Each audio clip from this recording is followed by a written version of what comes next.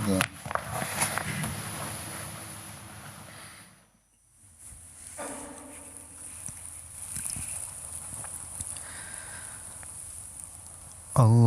أكبر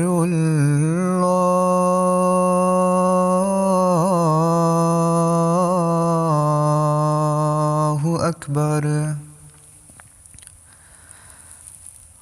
الله أكبر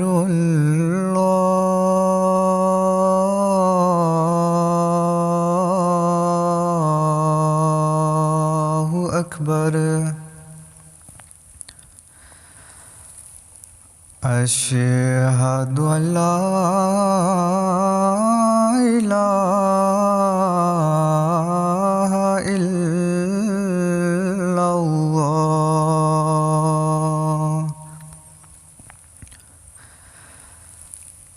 أشهد أن لا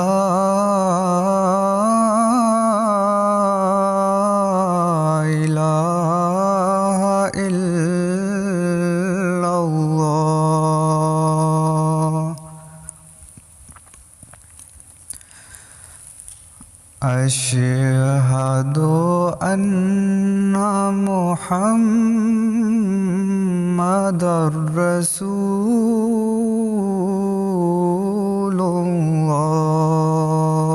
الله أشهد أن محمدًا رسول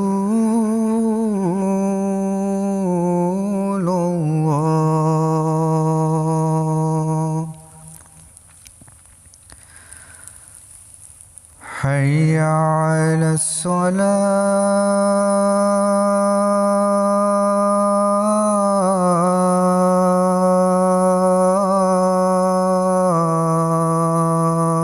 الصلاة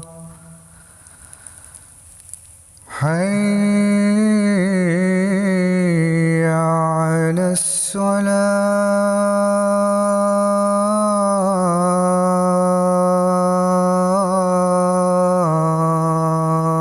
الصلاة حي على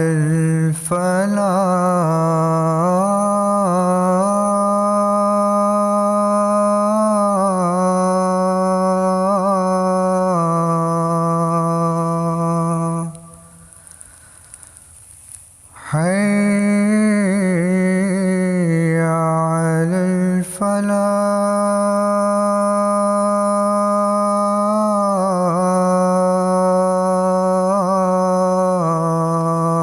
الفلاح الله أكبر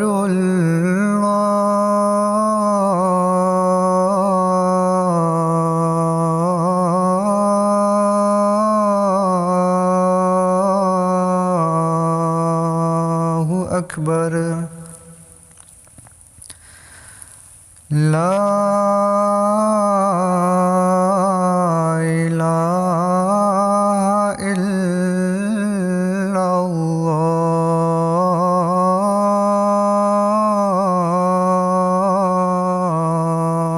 الله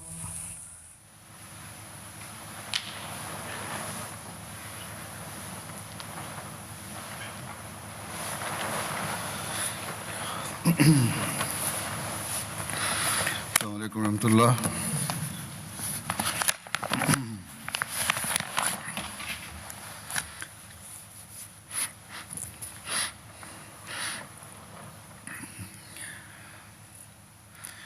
أشهد أن لا إله إلا الله وحده لا شريك له وأشهد أن محمدًا عبده ورسوله أما بعد فأعوذ بالله من الشيطان الرجيم بسم الله الرحمن الرحيم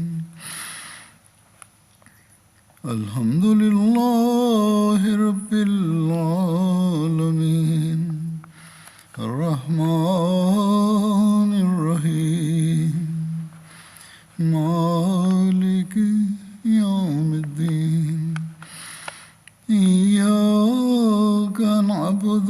وإياك نستعين اهدنا الصراط المستقيم صراط الذين أنعمت عليهم غير المغضوب عليهم ولا الضالين.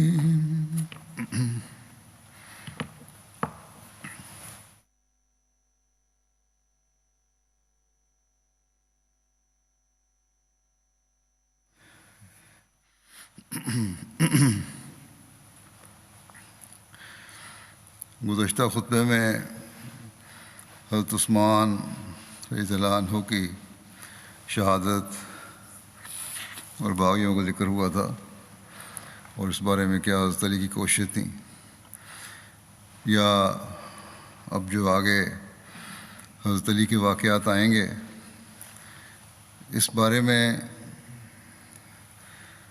ایک بہت اہم بات کی طرف توجہ دلاتے ہوئے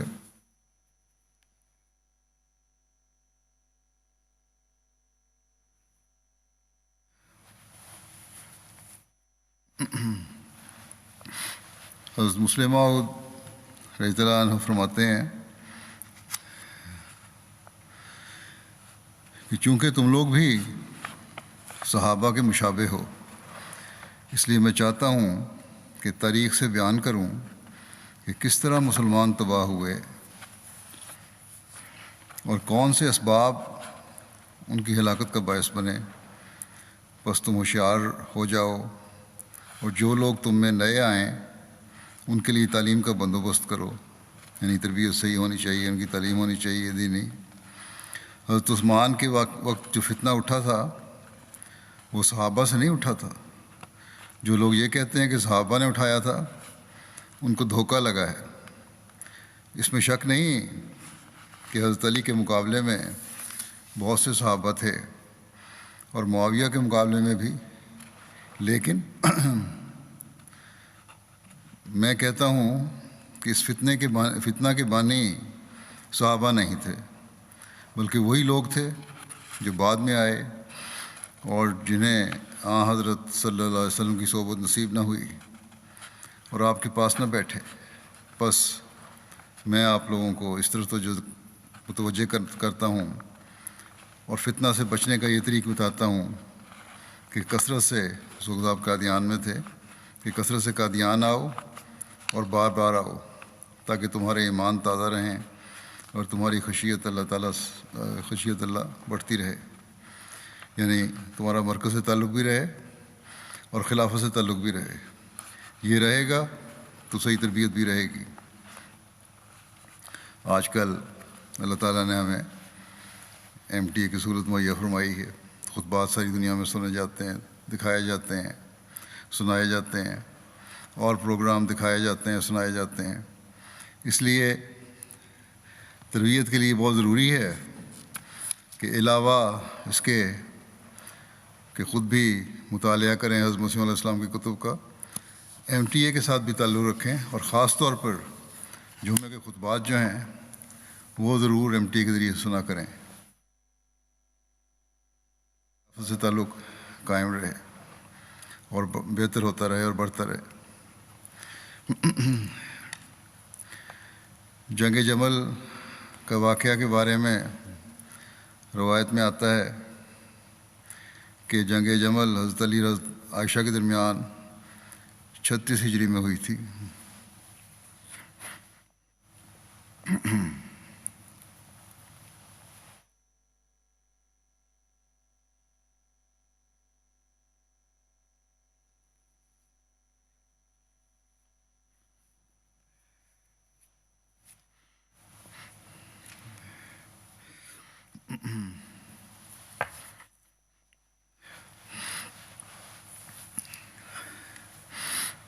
حضرت عائشہ کے ساتھ حضرت طلحہ اور حضرت زبیر بھی تھے. حضرت عائشہ میدان جنگ میں ایک اونٹ پر سوار تھیں، اسی وجہ سے اس جنگ کا نام جنگ جمل مشہور ہے. حضرت عائشہ فریضہ حج کی ادائیگی کے لیے مکے گئی ہوئی تھیں. وہ وہیں قیام پذیر تھیں کہ حضرت عثمان کی شہادت کی خبر ملی۔ جب عمرہ کی ادائیگی کے بعد مدینہ کی طرف روانہ ہوئیں تو راستے میں مقام صرف پر عبید بن ابو سلمہ نے اطلاع دی کہ حضرت عثمان کو شہید کر دیا گیا ہے اور حضرت علی خلیفہ منتخب ہو گئے ہیں اور مدینہ منورہ میں ہنگامہ برپا ہے۔ چنانچہ حضرت عائشہ راستے ہی سے مکے واپس ہو گئیں اور لوگوں کو حضرت عثمان کا قصاص لینے اور فتنہ کے خاتمے کے لیے اکٹھا کیا۔ حضرت عائشہ، حضرت طلحہ اور حضرت زبیر بن عوام کی سرکردگی میں وہاں سے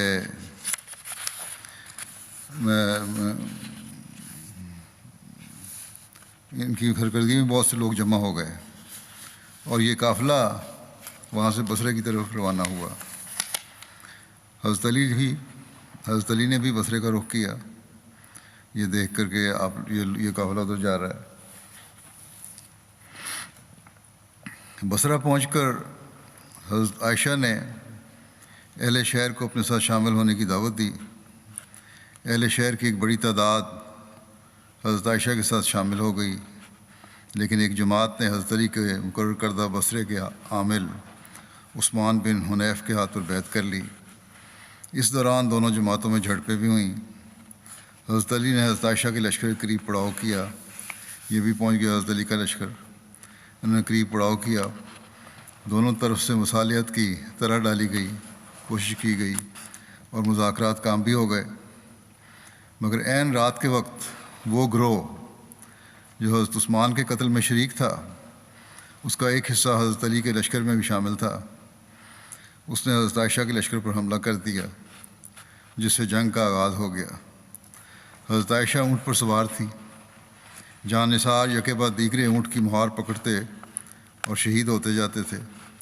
حضرت علی نے یہ سمجھ لیا کہ حضرت عائشہ جب تک اونٹ پر سوار رہیں گی جنگ ختم نہیں ہوگی، اس لیے آپ نے جنگجوؤں کو حکم دیا کہ اس اونٹ کو کسی نہ کسی طرح مار گراؤ، کیونکہ جنگ کا خاتمہ اس کے گرنے پر منحصر ہے۔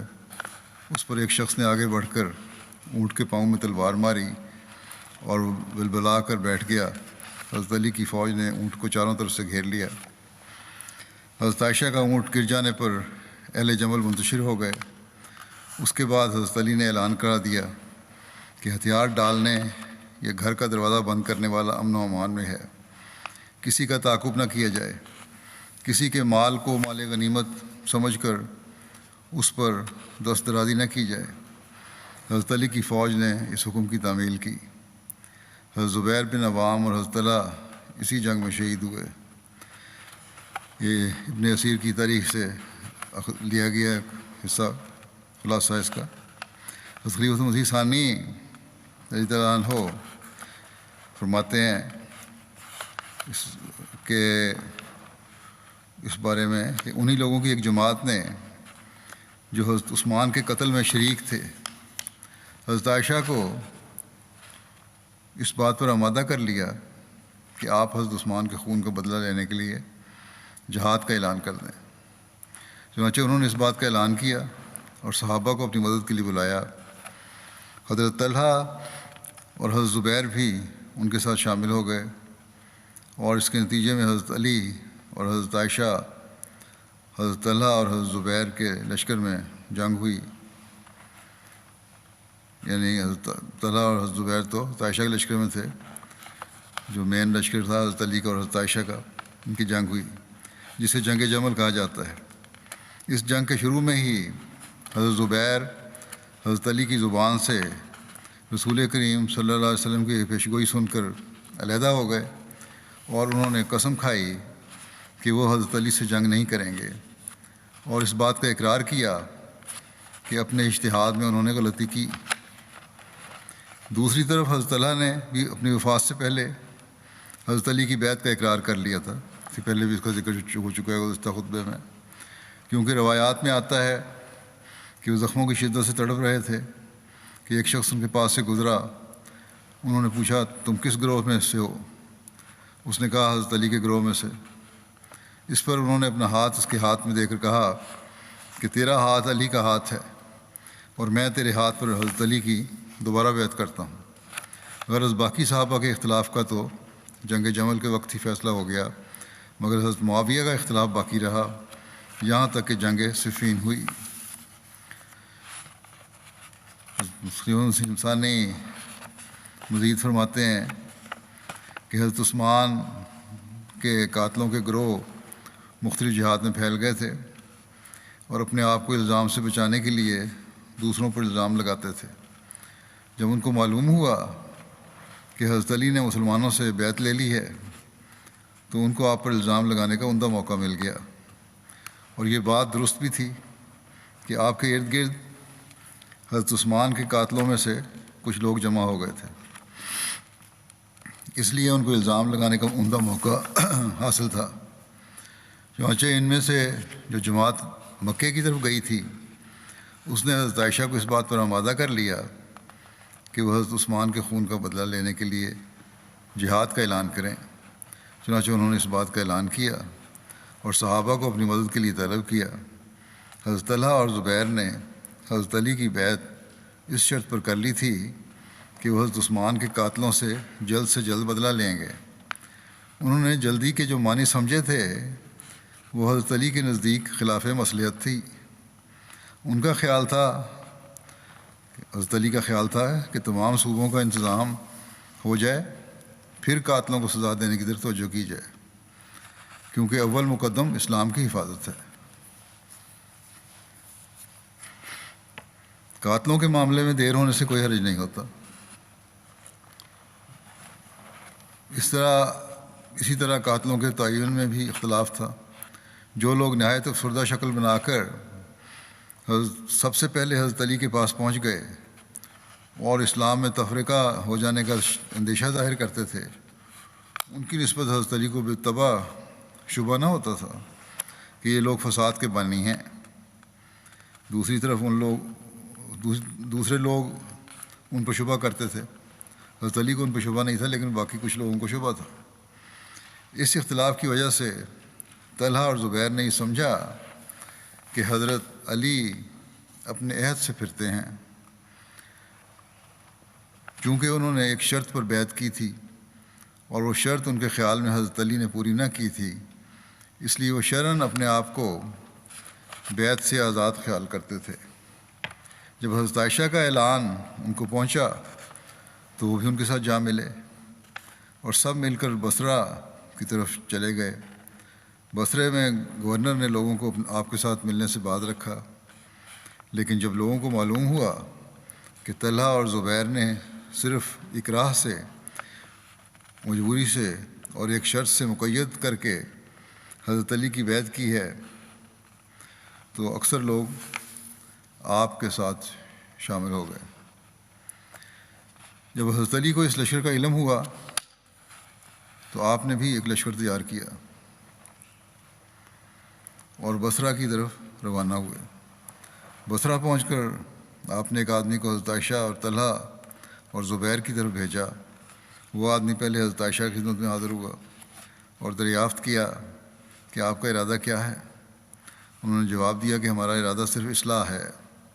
اس کے بعد اس شخص نے طلحہ اور زبیر کو بھی بلوایا اور ان سے پوچھا کہ آپ بھی اسی لیے جنگ پر آمادہ ہوئے ہیں؟ انہوں نے کہا کہ ہاں، یعنی کہ اصلاح کی وجہ سے۔ اس شخص نے جواب دیا کہ اگر آپ کا منشا اصلاح ہے تو اس کا یہ طریق نہیں جو آپ نے اختیار کیا ہے، اس کا نتیجہ تو فساد ہے۔ اس وقت ملک کی ایسی حالت ہے کہ اگر ایک شخص کو آپ قتل کریں گے تو 1000 اس کی تائید میں کھڑے ہو جائیں گے اور ان کا مقابلہ کریں گے، تو اور بھی زیادہ لوگ ان کی مدد کے لیے کھڑے ہو جائیں گے۔ بس یہ تو سلسلہ چلتا جائے گا۔ بس اصلاح یہ ہے کہ پہلے ملک کو اتحاد کی رسی میں باندھا جائے، پھر شریروں کو سزا دی جائے، ورنہ اس بدامنی میں کسی کو سزا دینا ملک میں اور فتنہ ڈلوانا ہے۔ حکومت پہلے قائم ہو جائے تو وہ سزا دے گی، پہلے حکومت قائم ہو جائے پھر وہ سزا دے گی۔ یہ بات سن کر انہوں نے کہا کہ اگر حضرت علی کا یہی اندیہ ہے تو وہ آ جائیں، ہم ان کے ساتھ ملنے کو تیار ہیں۔ اس پر اس شخص نے حضرت علی کو اطلاع دی اور طرفین کے قائم مقام ایک دوسرے کو ملے اور فیصلہ ہو گیا کہ جنگ کرنا درست نہیں، صلح ہونی چاہیے۔ جب یہ خبر سبائیوں کو، یعنی جو عبداللہ بن سبا کی جماعت کے لوگ تھے اور قاتلین حضرت عثمان میں شامل تھے، ان کو پہنچی تو ان کو سخت گھبراہٹ ہوئی، اور خفیہ ان کی ایک جماعت مشورہ کے لیے اکٹھی ہوئی۔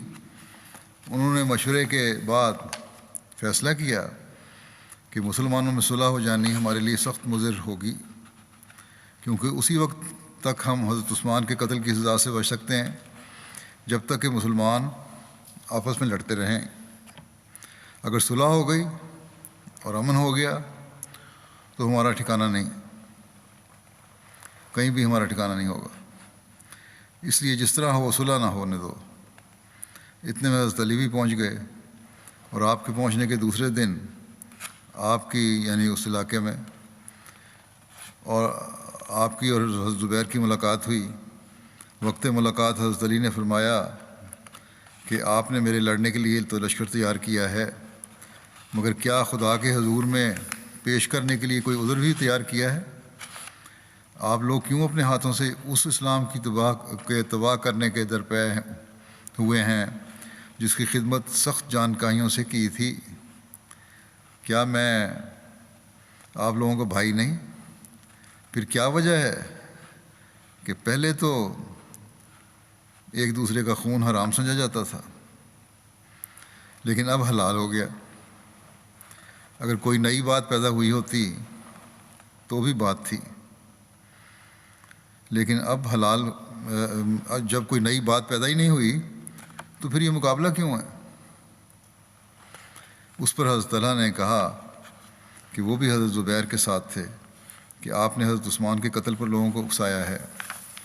حضرت علی نے فرمایا کہ میں حضرت عثمان کے قتل میں شریک ہونے والوں پر لعنت کرتا ہوں۔ پھر حضرت علی نے حضرت زبیر سے کہا کہ کیا تم کو یاد نہیں کہ رسول کریم صلی اللہ علیہ وسلم نے فرمایا تھا کہ خدا کی قسم تو علی سے جنگ کرے گا اور تو ظالم ہوگا، یعنی حضرت زبیر کو فرمایا تھا۔ یہ سن کر حضرت زبیر اپنے لشکر کی طرف واپس لوٹے اور قسم کھائی کہ وہ حضرت علی سے ہرگز جنگ نہیں کریں گے، اور اقرار کیا کہ انہوں نے اجتہاد میں غلطی کی۔ جب یہ خبر لشکر میں پھیلی تو سب کو اطمینان ہو گیا کہ اب جنگ نہ ہوگی بلکہ صلح ہو جائے گی، لیکن مفسدوں کو سخت گھبراہٹ ہونے لگی۔ جنہوں نے فساد پیدا کرنا تھا، ان تو قدرتی بات ہے، انہوں کو گھبراہٹ ہونی تھی، ان کو گھبراہٹ ہونے لگی۔ اور جب رات ہوئی تو انہوں نے صلح کو روکنے کے لیے یہ تدبیر کی کہ ان میں سے جو حضرت علی کے ساتھ تھے انہوں نے حضرت عائشہ اور حضرت طلحہ اور زبیر کے لشکر پر حملہ کے پر رات کے وقت چھپ خون مار دیا، اور جو ان کے لشکر میں تھے انہوں نے، جو دوسری لشکر میں تھے انہوں نے حضرت علی کے لشکر پر چھپ خون مار دیا۔ دونوں طرف منافق جو تھے بٹ کے شامل ہوئے تھے نا، حضرت عائشہ کی طرف بھی حضرت علی کی طرف بھی، دونوں نے ایک دوسرے پر حملہ کر دیا، جس کا نتیجہ یہ ہوا، گروہ پہ حملہ کر دیا، خود آپس میں نہیں لڑے، جس کا نتیجہ یہ ہوا کہ ایک شور پڑ گیا اور ہر فریق نے خیال کیا کہ دوسرے فریق نے اس سے دھوکہ کیا ہے، حالانکہ اصل میں یہ صرف سپاہیوں کا ایک منصوبہ تھا۔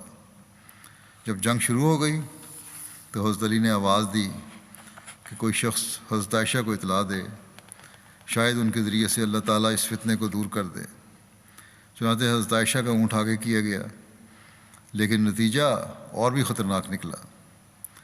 مفسدوں نے یہ دیکھ کر کہ ہماری تدبیر پھر الٹی پڑنے لگی ہے، حضرت عائشہ کے اونٹ پر تیر مارنے شروع کیے۔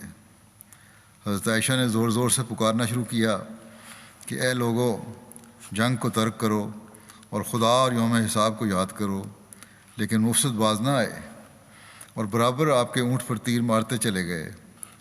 چونکہ اہل بصرہ اس لشکر کے ساتھ تھے جو حضرت عائشہ کے ارد گرد جمع ہوا تھا، ان کو یہ بات دیکھ کر سخت طیش آیا، اور ام المومنین کی یہ گستاخی دیکھ کر ان کے غصے کی کوئی حد نہ رہی، اور تلواریں کھینچ کر لشکر مخالف پر حملہ آور ہو گئے۔ مخالف لشکر پر حملہ آور ہو گئے، اور اب یہ حال ہو گیا کہ حضرت عائشہ کا اونٹ جنگ کا مرکز بن گیا۔ صحابہ اور بڑے بڑے بہادر اس کے ارد گرد جمع ہو گئے اور ایک کے بعد ایک قتل ہونا شروع ہوا، لیکن اونٹ کی باغ انہوں نے نہ چھوڑی۔ حضرت زبیر تو جنگ میں شامل ہی نہ ہوئے اور ایک طرف نکل گئے، مگر ایک شقی نے ان کے پیچھے سے جا کر اس حالت میں کہ وہ نماز پڑھ رہے تھے ان کو شہید کر دیا۔ حضرت طلحہ عین میدان جنگ میں ان مفسدوں کے ہاتھ سے مارے گئے۔ جب جنگ تیز ہو گئی تو یہ دیکھ کر کہ اس وقت تک جنگ ختم نہ ہوگی جب تک حضرت عائشہ کو درمیان سے ہٹایا نہ جائے، بعض لوگوں نے آپ کے اونٹ کے پاؤں کاٹ دیے اور ہودج اتار کر زمین پر رکھ دیا، تب کہیں جا کر جنگ ختم ہوئی۔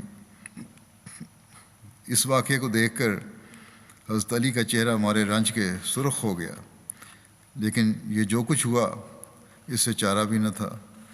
جنگ کے ختم ہونے پر جب مقتولین میں حضرت طلحہ کی نعش ملی تو حضرت علی نے سخت افسوس کیا۔ ان تمام واقعات سے صاف ظاہر ہو جاتا ہے کہ اس لڑائی میں صحابہ کا ہرگز کوئی دخل نہ تھا، بلکہ یہ شرارت بھی قاتلان عثمان کی ہی تھی، اور یہ کہ طلحہ اور زبیر حضرت علی کی بیعت ہی میں فوت ہوئے کیونکہ انہوں نے اپنے ارادے سے رجوع کر لیا تھا اور حضرت علی کا ساتھ دینے کا اقرار کر لیا تھا، لیکن بعض شریروں کے ہاتھوں سے مارے گئے۔ چنانچہ حضرت علی نے ان کے قاتلوں پر لعنت بھی کی۔ جنگ جمل کے اختتام پر حضرت علی نے حضرت عائشہ کے لیے تمام سواری اور ذات راہ تیار کیا اور حضرت عائشہ کو چھوڑنے کے لیے خود تشریف لائے، اور حضرت عائشہ کے ہمراہ جو لوگ جانا چاہتے تھے ان کو روانہ کیا۔ جس دن حضرت عائشہ نے روانہ ہونا تھا، حضرت علی حضرت عائشہ کے پاس تشریف لائے اور آپ کے لیے کھڑے ہوئے، اور تمام لوگوں کی موجودگی میں حضرت عائشہ لوگوں کے سامنے نکلیں اور کہا کہ اے میرے بیٹو، ہم نے تکلیف پہنچا کر اور زیادتی کر کے ایک دوسرے کو ناراض کر دیا۔ آئندہ ہمارے ان اختلافات کے باعث کوئی شخص بھی ایک دوسرے پر زیادتی نہ کرے، اور خدا کی قسم میرے اور حضرت علی کے درمیان شروع سے کبھی کوئی اختلاف نہ تھا سوائے اس کے جو مرد اور اس کے سسرالی رشتہ داروں کے درمیان عام طور پر بات ہوا کرتی ہے، یعنی چھوٹی موٹی باتیں ہیں، اور حضرت علی میری نیکیوں کے حصول کا ذریعہ ہیں۔ حضرت علی نے فرمایا، اے لوگو، حضرت عائشہ نے اچھی اور سچی بات کہی ہے، میرے اور حضرت عائشہ کے درمیان محض یہی اختلاف تھا۔ حضرت عائشہ دنیا و آخرت میں تمہارے نبی کریم صلی اللہ علیہ وسلم کی زوجہ مطہرہ ہیں۔ حضرت علی حضرت عائشہ کو چھوڑنے کے لیے کئی میل ساتھ تشریف لے گئے، اور حضرت علی نے اپنے بیٹوں کو حکم دیا کہ وہ حضرت عائشہ کے ہمراہ جائیں اور ایک دن کے بعد واپس آ جائیں۔ حضرت مسلم موعود رضی اللہ عنہ، یہ حوالہ طبری کا جو میں ابھی پڑھا ہے، حضرت مسلم موعود فرماتے ہیں کہ حضرت طلحہ رسول کریم صلی اللہ علیہ وسلم کے بعد بھی زندہ رہے، اور جب حضرت عثمان کی شہادت کے بعد مسلمانوں میں اختلاف پیدا ہوا اور ایک گروہ نے کہا کہ حضرت عثمان کے مارنے والوں سے ہمیں بدلہ لینا چاہیے، تو اس گروہ کے لیڈر حضرت طلحہ، حضرت زبیر اور حضرت عائشہ تھے۔ لیکن دوسرے گروہ نے کہا کہ مسلمانوں میں تفرقہ پڑ چکا ہے، آدمی مرائی کرتے ہیں، سر دست ہمیں تمام مسلمانوں کو اکٹھا کرنا چاہیے تاکہ اسلام کی شوکت اور اس کی عظمت قائم ہو، بعد میں ہم ان لوگوں سے بدلہ لے لیں گے۔ اس گروہ کے لیڈر حضرت علی تھے۔ یہ اختلاف اتنا بڑھا کہ حضرت طلحہ، حضرت زبیر اور حضرت عائشہ نے الزام لگایا کہ علی ان لوگوں کو پناہ دینا چاہتے ہیں جنہوں نے حضرت عثمان کو شہید کیا ہے، اور حضرت علی نے الزام لگایا کہ ان لوگوں کو اپنی ذاتی غرضیں زیادہ مقدم ہیں، اسلام کا فائدہ ان کے مد نظر نہیں ہے، جو یہ کہتے ہیں کہ فوری بدلہ لیا جائے۔ گویا اختلاف اپنی انتہائی صورت تک پہنچ گیا، اور پھر آپس میں جنگ بھی شروع ہوئی، ایسی جنگ جس میں حضرت عائشہ نے لشکر کی کمان کی، آپ اونٹ پر چڑھ کر لوگوں کو لڑواتی تھیں، اور حضرت طلحہ اور حضرت زبیر بھی اس لڑائی میں شامل تھے۔ جب دونوں فریق میں جنگ جاری تھی، ایک صحابی حضرت طلحہ کے پاس آئے اور ان سے کہا کہ طلحہ، تمہیں یاد ہے کہ فلاں موقع پر میں اور تم رسول کریم صلی اللہ علیہ وسلم کی مجلس میں بیٹھے ہوئے تھے کہ رسول کریم صلی اللہ علیہ وسلم نے فرمایا، طلحہ، ایک وقت ایسا آئے گا کہ تم اور لشکر میں ہوگے، اور علی اور لشکر میں ہوگا، اور علی حق پر ہوگا اور تم غلطی پر ہوگے۔ حضرت طلحہ نے یہ سنا تو ان کی آنکھیں کھل گئیں، انہوں نے کہا، ہاں مجھے یہ بات یاد آ گئی ہے، اور پھر اسی وقت لشکر سے نکل کر چلے گئے۔ جب وہ لڑائی چھوڑ کر جا رہے تھے تاکہ رسول کریم صلی اللہ علیہ وسلم کی بات پوری کی جائے، تو ایک بدبخت انسان جو حضرت علی کے لشکر کا سپاہی تھا، اس نے پیچھے سے جا کر آپ کو خنجر مار کر شہید کر دیا۔ حضرت علی اپنی جگہ پر بیٹھے ہوئے تھے، وہ اس خیال سے، یعنی جو قاتل تھا حضرت طلحہ کا، اس خیال سے کہ مجھے بہت بڑا انعام ملے گا، دوڑتا ہوا آیا اور اس نے کہا کہ اے امیر المومنین، آپ کو آپ کے دشمن کے مارے جانے کی خبر دیتا ہوں۔ حضرت علی نے کہا، کون دشمن؟ اس نے کہا، اے امیر المومنین، میں نے طلحہ کو مار دیا ہے۔ حضرت علی نے فرمایا، اے شخص، میں بھی تجھے رسول کریم صلی اللہ علیہ وسلم کی طرف سے بشارت دیتا ہوں کہ تو دوزخ میں ڈالا جائے گا، کیونکہ رسول کریم صلی اللہ علیہ وسلم نے ایک دفعہ فرمایا، جب کہ میں اور طلحہ بیٹھے ہوئے تھے، کہ اے طلحہ، تو ایک دفعہ حق و انصاف کی خاطر ذلت برداشت کرے گا اور تجھے ایک شخص مار ڈالے گا، مگر خدا اس کو جہنم میں ڈالے گا۔ جنگ صفین ہوئی تھی، اس کے واقعات میں لکھا ہے کہ یہ جنگ حضرت علی اور حضرت معاویہ کے درمیان ہوئی تھی اور 37 ہجری میں ہوئی تھی۔ صفین شام اور عراق کے درمیان ایک مقام ہے۔ حضرت علی کوفے سے فوج لے کر چلے اور جب صفین پہنچے تو دیکھا کہ شامی لشکر امیر معاویہ کی سرکردگی میں یہاں پہلے سے پڑاؤ ڈالے ہوئے تھا، اور ان کی ایک جماعت دریائے فرات کے گھاٹ پر قابض تھی۔ حضرت علی نے یقین دلایا کہ ہم لڑنے نہیں آئے بلکہ امیر معاویہ سے تصفیہ کرنے آئے ہیں، تاہم امیر معاویہ تصفیہ پر رضامند نہ ہوئے۔ شامی لشکر نے حضرت علی کے لشکر کو دریائے فرات سے پانی لینے سے روک دیا۔ اس پر حضرت علی نے اپنی فوج کو حملہ کرنے کا حکم دیا۔ اس طرح حضرت علی کی فوج شامی فوج کو رسوا کرنے اور اپنے لیے دریا تک کا راستہ بنانے میں کامیاب ہو گئی۔ حضرت علی نے شامیوں کو فرات سے پانی لے جانے کی کھلی اجازت بھی دے دی۔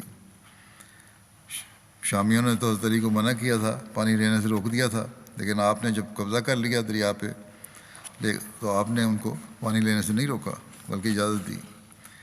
امیر معاویہ کا اصرار تھا کہ حضرت علی قاتلین عثمان کو ان کے حوالے کر دیں۔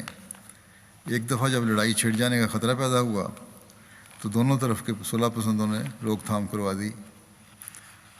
جنگ کا آغاز صفر 37 ہجری میں شروع ہوا۔ جنگ سے قبل جھڑپیں ہوتی رہیں، لیکن دونوں فریق عام جنگ کے مہلک نتائج سے خائف ہونے کے باعث گریز کرتے رہے۔ صلح کے ہر امکان کی گنجائش باقی رکھنے کی غرض سے فریقین اس پر متفق ہو گئے کہ حرمت والے مہینوں میں عارضی صلح کر لی جائے، لیکن یہ تدبیر بھی کامیاب نہ ہوئی۔ چنانچہ آغاز سفر میں دوبارہ جنگ کا باقاعدہ اعلان کر دیا گیا۔ جب لڑائی کچھ مدت تک بغیر حتمی فیصلے کے ہوتی رہی تو امیر معاویہ کی ہمت پست ہو گئی۔ اس خطرناک حالت میں حضرت عمر بن عاص نے انہیں مشورہ دیا کہ قرآن مجید کے نسخے نیزوں کے سروں پر بندھوائیں اور کہیں کہ اس کتاب کے مطابق فیصلہ ہونا چاہیے۔ چنانچہ ایسا ہی کیا گیا، جس کے نتیجے میں حضرت علی کے متبعین میں اختلاف پیدا ہو گیا۔ ایک بڑی تعداد نے یہ کہہ دیا کہ اللہ سے فیصلہ چاہنے کی استدعا مسترد نہیں کی جا سکتی۔ اس طرح حضرت علی نے ہراول دستے کو واپس بلا لیا اور لڑائی رک گئی۔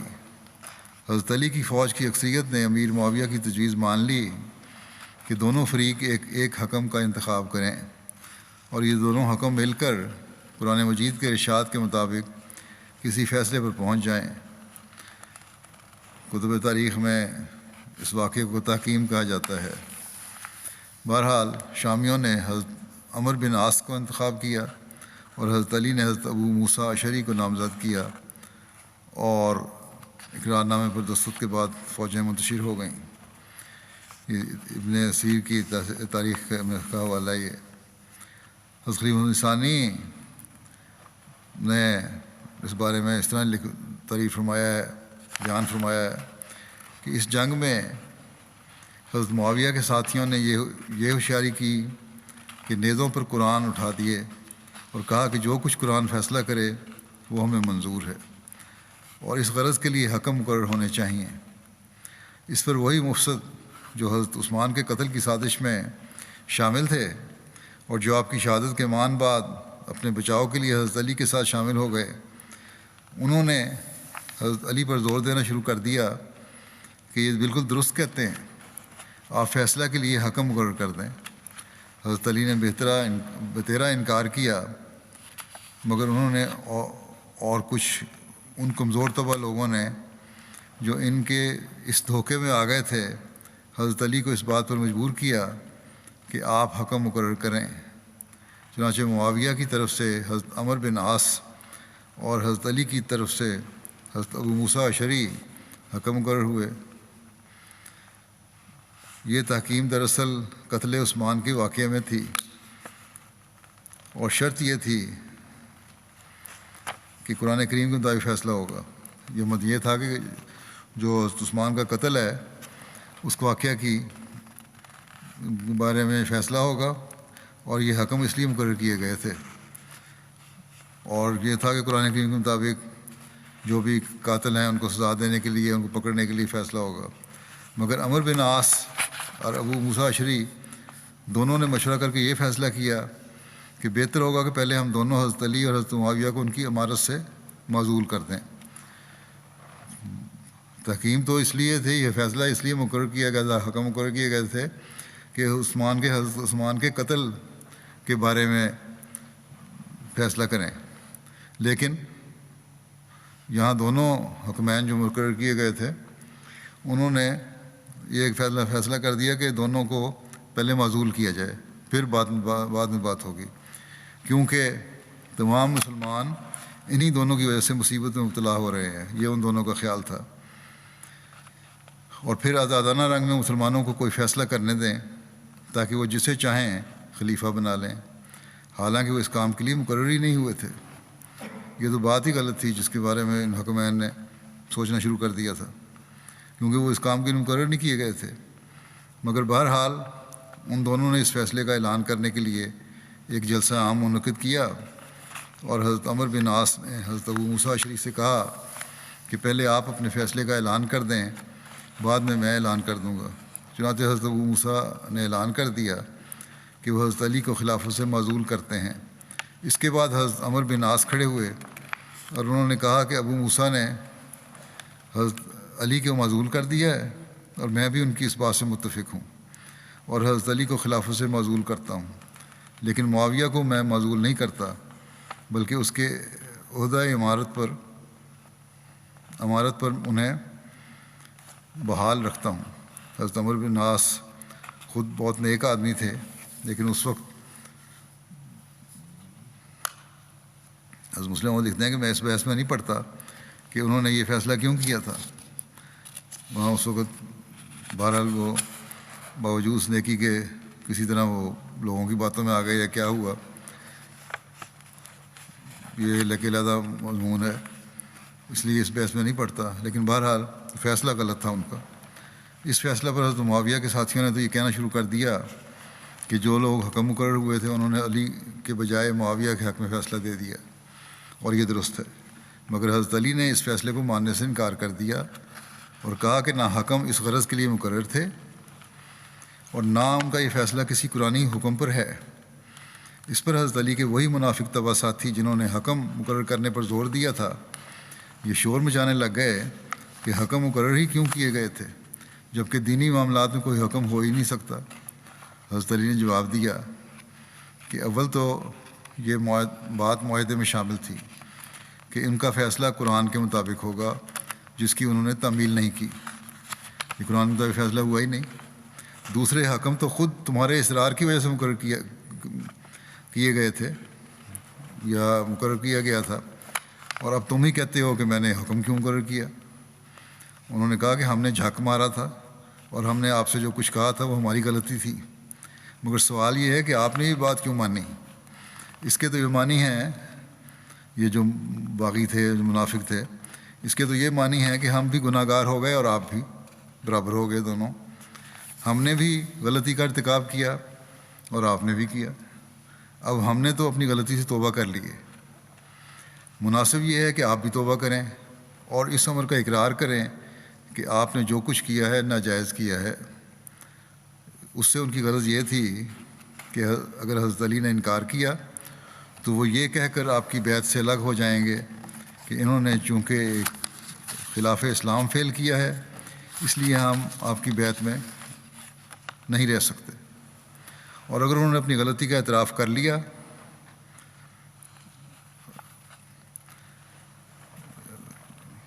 اگر علی نے انکار کیا تو یہ کہہ کر بیعت سے الگ ہو جائیں گے کہ خلاف اسلام فعل کیا اس لیے ہم آپ کی بیعت میں نہیں رہ سکتے، اور انہوں نے اپنی غلطی کا اعتراف کر لیا اور کہا کہ میں توبہ کرتا ہوں، تو بھی ان کی خلافت باطل ہو جائے گی، کیونکہ جو شخص اتنے بڑے گناہ کا ارتکاب کرے وہ خلیفہ کس طرح ہو سکتا ہے؟ حضرت علی نے جب یہ باتیں سنی تو کہا کہ میں نے کوئی غلطی نہیں کی، جس امر کے متعلق میں نے حکم مقرر کیا تھا اس میں کسی کو حکم مقرر کرنا شریعت اسلامیہ کی روح سے جائز ہے، باقی میں نے حکم مقرر کرتے وقت صاف طور پر یہ شرط رکھی تھی کہ وہ جو کچھ فیصلہ کریں گے اگر قرآن اور حدیث کے مطابق ہوگا تب میں اسے منظور کروں گا، ورنہ نہیں، میں اسے کسی صورت میں بھی منظور نہیں کروں گا۔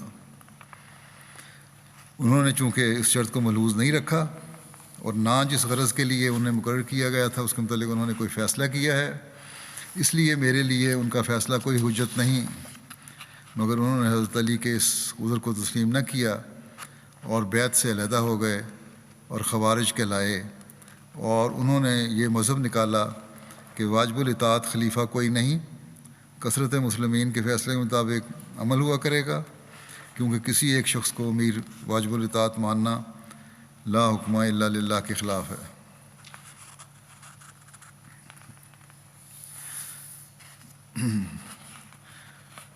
جنگ نہروان جو 38 ہجری میں ہوئی تھی، نہروان بغداد اور واسطہ کے درمیان واقع ہے، اس مقام پر حضرت علی اور خوارج کے درمیان جنگ لڑی گئی تھی۔ جنگ ابن اسیر کی تاریخ میں یوں لکھا ہے کہ جنگ صفین کے تصفیہ کے لیے حضرت علی کی طرف سے حضرت ابو موسیٰ اشعری اور امیر معاویہ کی طرف سے حضرت عمر بن عاص حکم مقرر ہوئے۔ تاریخ میں اس واقعہ کو تحکیم کہتے ہیں۔ تحکیم کے معاملے میں حضرت علی سے ان کے لشکر کے ایک گروہ نے اختلاف کیا اور بغاوت کرتے ہوئے علیحدہ ہو کر خوارج کہلایا۔ ان خوارج نے تحکیم کو گناہ قرار دے کر حضرت علی سے توبہ کرنے اور خلافت سے معزولی کا مطالبہ کیا تو آپ نے صاف انکار کر دیا۔ حضرت علی امیر معاویہ کے کیوں انکار کیا یہ وضاحت پہلے آ چکی ہے۔ حضرت علی امیر معاویہ کے خلاف دوبارہ شام کی طرف پیش قدمی کی تیاری میں مصروف تھے کہ خوارج نے فسادی سرگرمیاں شروع کر دیں۔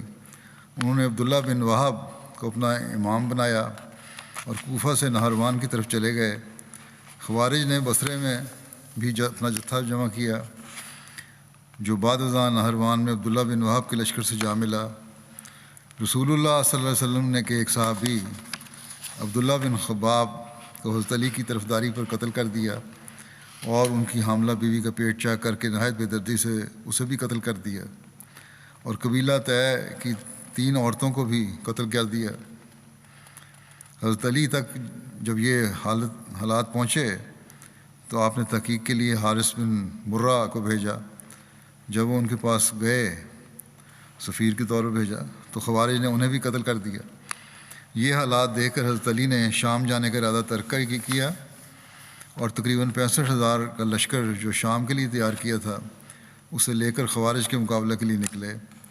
جب آپ نہروان مقام پر پہنچے تو خوارج کو صلح کی دعوت دی اور حضرت ابو ایوب انصاری کو جھنڈا دیا کہ جو اس کی پناہ میں آ جائے گا اس سے جنگ نہیں کی جائے گی۔ یہ اعلان سن کر خوارج جن کی تعداد 4,000 تھی، ان میں سے 100 حضرت علی کے ساتھ شامل ہو گئے اور ایک بڑی تعداد کوفے کو لوٹ گئی۔ صرف 1,800 افراد عبداللہ بن وہب خارجی کی سرکردگی میں آگے بڑھے اور حضرت علی کے 65,000 کے لشکر سے جنگ ہوئی، جس میں تمام خوارج مارے گئے۔ ایک روایت کے مطابق خوارج کی معمولی تعداد جو کہ 10 سے بھی کم تھی بچ سکی۔ حضرت علی کے لشکر میں سے 7 آدمی شہید ہوئے۔ حضرت عمرہ بنت عبد الرحمن نے بیان کیا کہ جب حضرت علی بصرہ کی طرف روانہ ہوئے تو الوداعی ملاقات کے لیے نبی کی کریم صلی اللہ علیہ وسلم کی زوجہ مطہرہ حضرت ام سلمہ کی خدمت میں آئے۔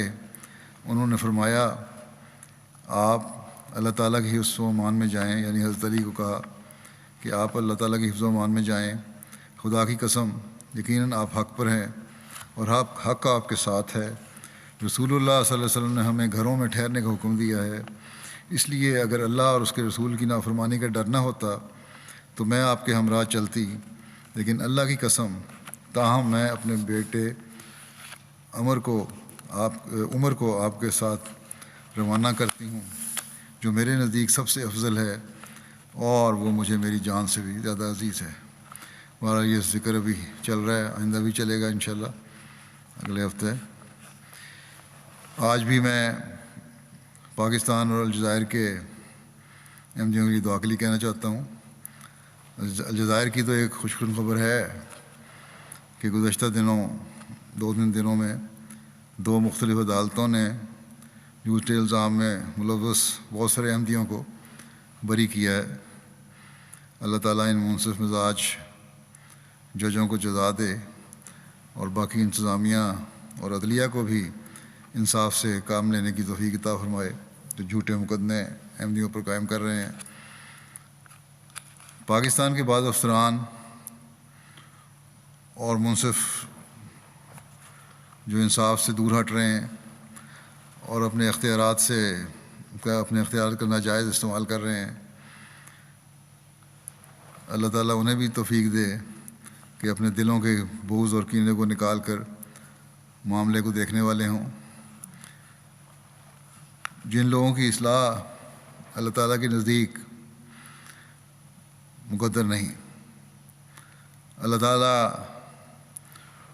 ان کی پکڑ کے سامان جلد فرمائے، اور احمدیوں کے لیے پاکستان میں بھی امن و سکون کے سامان پیدا فرمائے۔ پاکستانی احمدی، پاکستان میں رہنے والے احمدی خاص طور پر نوافل اور دعاؤں پر زور دیں۔ ان دعاؤں میں رب کل شین خادموں کا رب فافظنی ونصرنی ورحمنی بھی پڑھیں بہت۔ اللہم انا نجعلک فی نورہم ونعوذ بک من شرورہم بھی بہت پڑھیں۔ استغفار کی طرف بھی توجہ دیں، درود کی طرف بھی توجہ دیں، آج کل بہت اس کی ضرورت ہے۔ نوافل بھی ادا کریں، جیسا کہ میں نے کہا اللہ تعالیٰ ان کو توفیق بھی دے اور جلد وہاں کے حالات بھی درست فرمائے۔ آج بھی میں نمازوں کے بعد کچھ جنازے پڑھاؤں گا، جن میں سے پہلا جنازہ ہے مکرمہ ہندا عباس صاحبہ کا، جو مکرمہ عباس بن عبد القادر صاحب شہید خیرپور کی اہلیہ تھیں۔ 29 دسمبر کو 91 سال کی عمر میں بقضائے الہی وفات پا گئی۔ انا للہ و انا الیہ راجعون۔ ان کے والد ڈاکٹر محمد ابراہیم صاحب نے کنگ ایڈورڈ میڈیکل کالج میں پڑھائی کے دوران 1926 میں اپنے احمدی کلاس فیلو سے متاثر ہو کر اپنی اہلیہ کے ساتھ حضرت مسلم موعود کے ہاتھ پر بیعت کر کے احمدیت قبول کی تھی۔ مئی 1951 میں لاہور میں ان کی شادی ہوئی تھی ہندا صاحبہ کی پروفیسر عباس بن عبد القادر صاحب کے ساتھ، جو حضرت مسیح علیہ السلام کے صحابی حضرت مولانا عبد الماجد صاحب کے پوتے تھے اور حضرت سیدہ سارہ بیگم صاحبہ، حضرت حرم حضرت خلیفۃ مسیح ثانی رضی اللہ عنہ کے بڑے بھائی پروفیسر عبد القادر صاحب کے بیٹے تھے۔ 1974 میں ان کے شوہر پروفیسر عبد القادر صاحب کو خیر پور میں شہید کر دیا گیا تھا، اور بڑے کمال صبر کے ساتھ انہوں نے کام لیا، کوئی بے صبری نہیں دکھائی، اور اللہ تعالیٰ کی رضا پہ راضی ہوئیں۔ آپ کے شوہر کی شہادت پر آپ کے ویرس جماعت خالہ زاد بھائی نے تعزیت کے خط میں لکھا کہ عباس بہت اچھے انسان تھے، کاش کہ ان کا انجام بھی راہ ہدایت پر ہوتا۔ تو ہندا صاحبہ نے ان کو جواب لکھا کہ مجھے فخر ہے کہ جس راہ پر میرے شوہر نے جان دی ہے وہ ہدایت کی راہ ہے۔ پھر انہی کی ہندا صاحبہ کی اسکول کے زمانے میں ایک گہری سہیلی تھیں، شفیقہ صاحبہ، جو اتفاق سے پاکستان کے جنرل ضیاء الحق صاحب کی اہلیہ بنی۔ انہوں نے ایک دفعہ اپنے شوہر کے صدر بننے کے بعد کہا ضیاء الحق صاحب کی اہلیہ نے کہ سب لوگ مجھے ملنے آتے ہیں مگر ہندا نہیں آتی۔ ہندا صاحبہ کو یہ پتہ لگا تو آپ نے سن کے کہا کہ ایک ایسے شخص کی بیوی سے ملنے کی مجھے کوئی خواہش نہیں جو میرے پیارے امام حضرت مسیح موعود علیہ السلام اور آپ کی جماعت سے دشمنی رکھتا ہے، اور پھر اس سے کبھی نہیں ملی۔ آپ بے شمار خوبیوں کی مالک تھیں، بے حد نفاست پسند تھیں، سلیقہ شعار تھیں، بہت نیک اور مخلص خاتون تھیں، نماز اور روزے کی ہمیشہ بہت انتظام کرتی تھیں، بچوں کو بھی اس کی عادت ڈالی، چندہ ادا کرنے بہت جلدی کرتیں، خیرات کرنے کے لیے ہمیشہ تیار رہتی تھیں۔ رمضان کے مہینے میں بہت سے لوگوں کے لیے اپنے گھر پر روزانہ روزہ کھلوانے کا انتظام کرتیں۔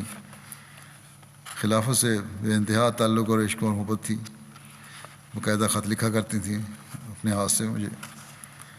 حضرت مسیح موعود علیہ السلام کی کتب کا اکثر مطالعہ کرتیں اور سلسلہ کی دوسری کتب اور الفضل آخر وقت تک مطالعہ کرتی رہیں۔ 2006 میں ان کی چھوٹی بیٹی ڈاکٹر عامرہ ٹریفک حادثے میں 2 بچوں کے ساتھ وفات پا گئیں، اور اس صدمے کو بڑے حوصلے سے برداشت کیا اور صبر کا ایک مثالی نمونہ دکھایا۔ سب عزیز رشتہ دار ملنے جلنے والے آپ کی بے شمار خوبیوں کی وجہ سے آپ سے محبت کرتے تھے۔ غیر احمدی رشتہ داروں کا بھی آپ سے بہت محبت کا تعلق تھا۔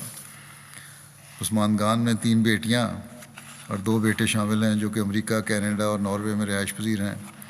اللہ تعالیٰ ان سب کو، ان کی اولاد کو اور ان کی اولاد کو، نسل کو، ان کی نیکیوں کو جاری رکھنے کی توفیق عطا فرمائے،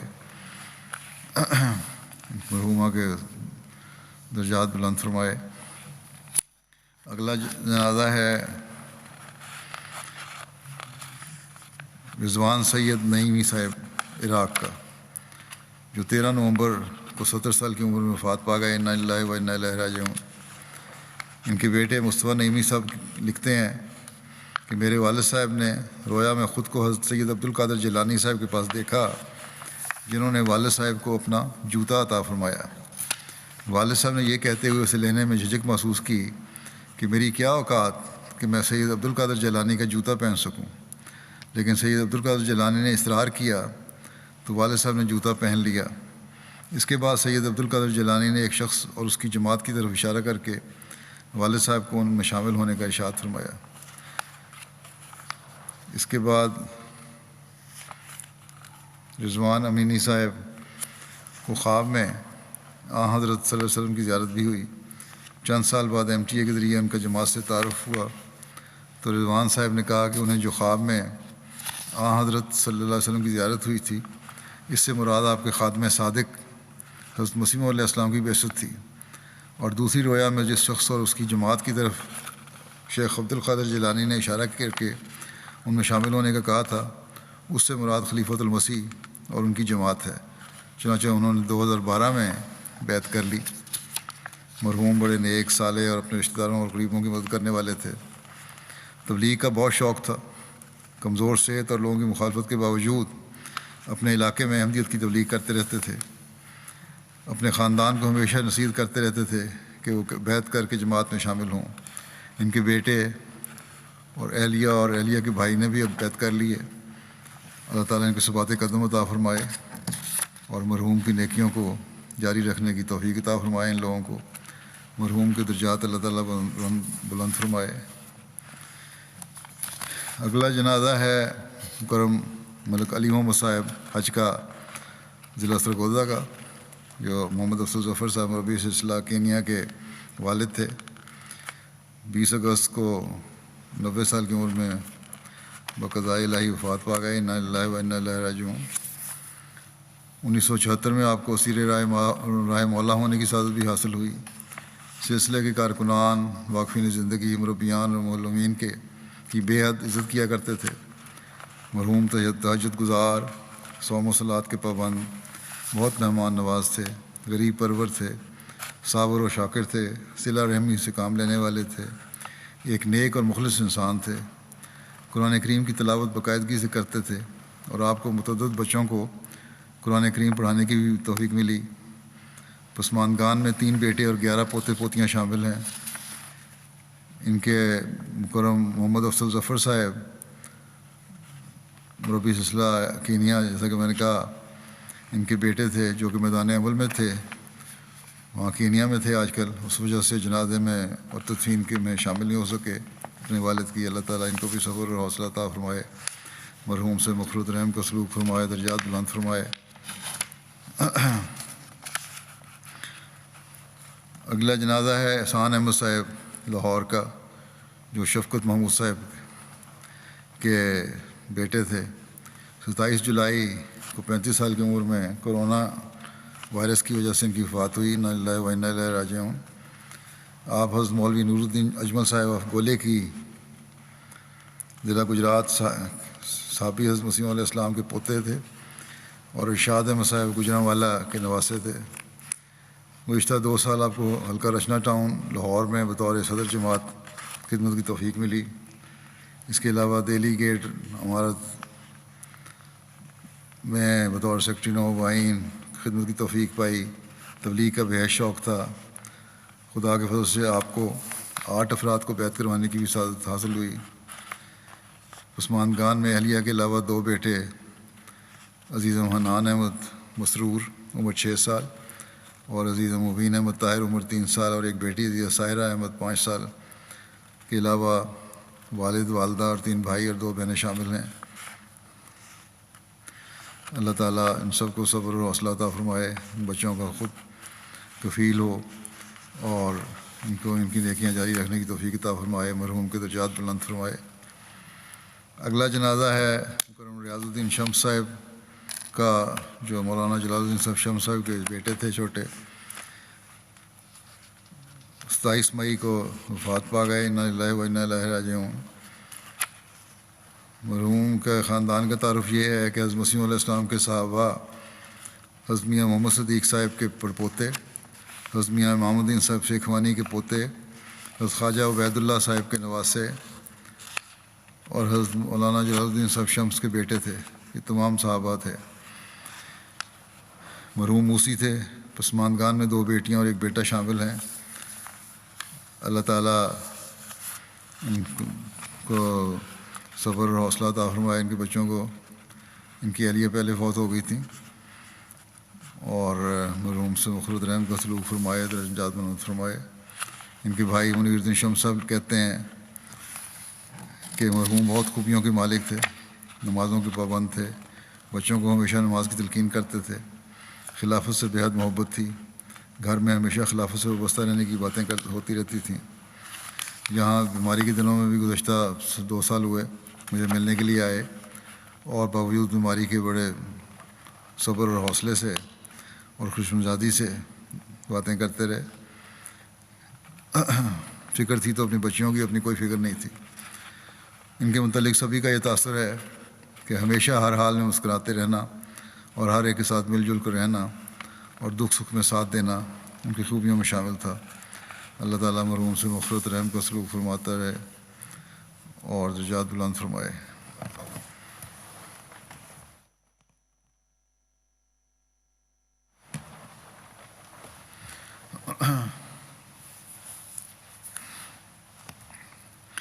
الحمد للہ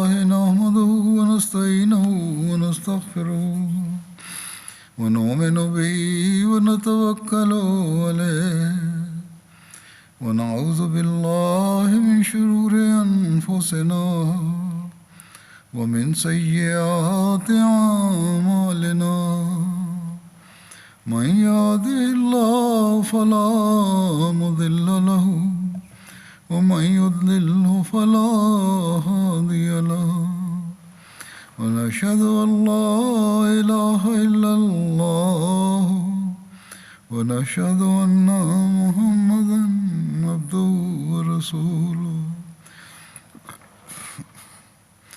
عباد الله رحمكم الله إن الله يأمر بالعدل والإحسان وإيتاء ذي القربى وينهى عن الفحشاء والمنكر والبغي يعظكم لعلكم تذكرون اذكروا الله يذكركم وادعوه يستجب لكم ولذكر الله أكبر